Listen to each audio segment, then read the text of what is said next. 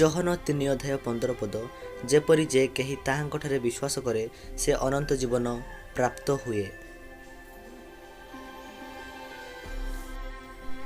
ଆଜି ଆମେ ଟପ୍ 5 ପ୍ରଶ୍ନ ଏବଂ ଉତ୍ତର ବିଷୟରେ ଆଲୋଚନା କରିବା।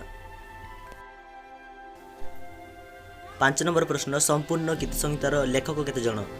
ଅପସନ୍ ଏ 5 ଜଣ, ଅପସନ୍ ବି 6 ଜଣ, ଅପସନ୍ ସି 7 ଜଣ, ଅପସନ୍ ଡି ଜଣା ନାହିଁ।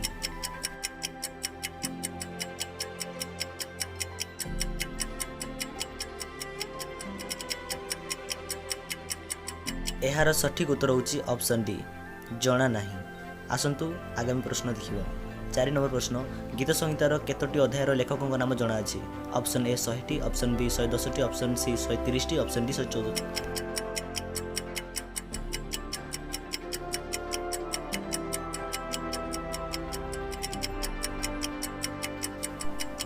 ଏହାର ସଠିକ୍ ଉତ୍ତର ହେଉଛି ଅପସନ୍ ଏ 100ଟି। ଆସନ୍ତୁ ଆଗାମୀ ପ୍ରଶ୍ନକୁ ଦେଖିବା।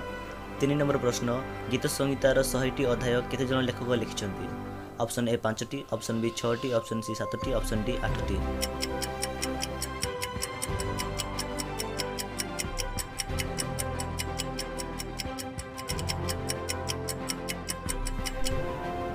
ଏହାର ସଠିକ୍ ଉତ୍ତର ହେଉଛି ଅପସନ୍ ସି 7ଟି।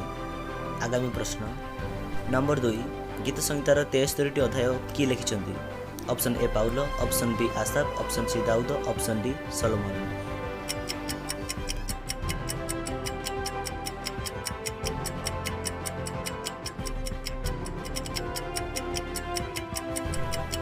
ଏହାର ସଠିକ୍ ଉତ୍ତର ଅପସନ୍ ସି ଦାଉଦ। ଆସନ୍ତୁ ଆଗାମୀ ପ୍ରଶ୍ନକୁ ଦେଖିବା।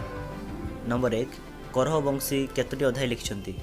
ଅପସନ୍ ଏ 10ଟି, ଅପସନ୍ ବି 12ଟି, ଅପସନ୍ ସି 14ଟି, ଅପସନ୍ ଡି 16ଟି।